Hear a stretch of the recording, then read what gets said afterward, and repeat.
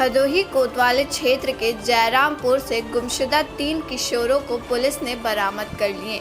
Police ने बताया कि तीनों बालक किसी ट्रेन से मुंबई पहुंच गए थे, जहां 2 दिन भटकने के बाद किसी ने उन्हें भदोही जाने वाली ट्रेन पर बैठा दिया था। पुलिस ने तीनों को स्टेशन से बरामद किया। पुलिस उपाध्यक्ष प्रियांक जैन ने कोतवाली में प्रेस वार्ता कर बताया कि गायब किशोर हीरू की मां ने गांव के एक युवक पर बच्चों को बहला फुसलाकर भगा ले जाने का आरोप मढ़ा है। परिजनों की तहरीर पर मुकदमा भी दर्ज कर लिया गया था तथा आरोपी को कोतवाली लाकर पूछताछ भी की गई थी, जिसमें आरोपी से विशेष जानकारी नहीं मिल सकी थी। बताया कि बाकी 2 बच्चों ने हीरू पर ही बहकाकर मुंबई लेकर चले जाने की बात बताई। बच्चों ने यह भी बताया कि वह भटकते देख एक भले व्यक्ति ने उन्हें भोजन कराया और हमें लौटाने के लिए भदोही आ रही ट्रेन पर बैठाया था, तब जाकर हम लोग वापस पहुंच पाए हैं। आवश्यक कार्रवाई के बाद पुलिस ने तीनों बच्चों को उनके परिजनों को सौंप दिया। उल्लेखनीय है कि हीरू 17 वर्ष पुत्र राजकुमार फटका, 10 वर्ष पुत्र मुंशी मुशहर तथा सुभाष 14 वर्ष पुत्र महेंद्र चौहान के अपहरण का मुकदमा परिजनों ने दर्ज कराया था।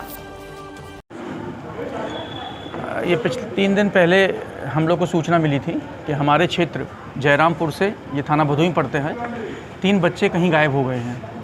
तो हम लोगों ने तत्काल मुकदमा दर्ज करके और विवेचना इसकी प्रारंभ कर दी थी और हम लोग लगातार सारे सीसीटीवी कैमरे या जो भी संभावित स्थान थे जहां पर बच्चों की मिलने की संभावना थी, हम लोग के द्वारा लगातार दिन रात मेहनत करके ढूंढने का प्रयास किया जा रहा था।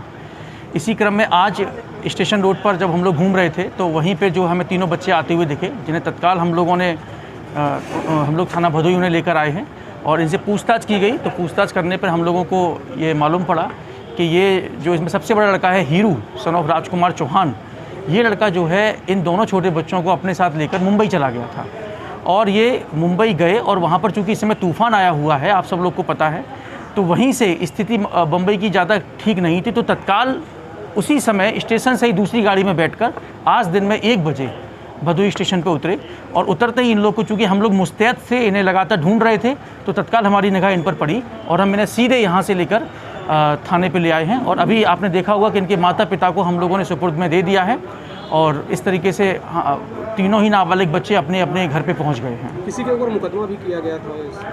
हाँ, इसमें इनकी जो हीरू है, इनकी माँ की तहरीर पर हम लोगों के द्वारा एक मुकदमा भी दर्ज किया गया 363 अपहरण का, जिसमें इनके ही पड़ोसी जो दिलीप कुमार हैं, उनका बेटा करण, उनकी पत्नी सोनी, ऐसे 5 लोगों के नामजद इनकी माता ने एक FIR दिया था। हमने उसको भी पूछताछ करने के लिए लगातार बुला रहे थे, उनसे भी हम लोग लगातार पूछताछ कर रहे थे और फिलहाल अब विवेचनात्मक कार्रवाई आगे की जाएगी। तो मामला पूरा स्पष्ट हो चुका है, बच्चे भी मिल चुके हैं, तो जो मुकदमे की प्रणाली थी, मुकदमा हुआ, तो उसमें क्या किया जाएगा? ऐसे जो भी मुकदमे होते हैं, इनमें जो भी वादी का बयान होगा, अब हम लोग वादी का बयान लेंगे कि वादी किस प्रकार का अपना बयान देता है और उसी के आधार पर मुकदमा का अब निस्तारण किया जाएगा।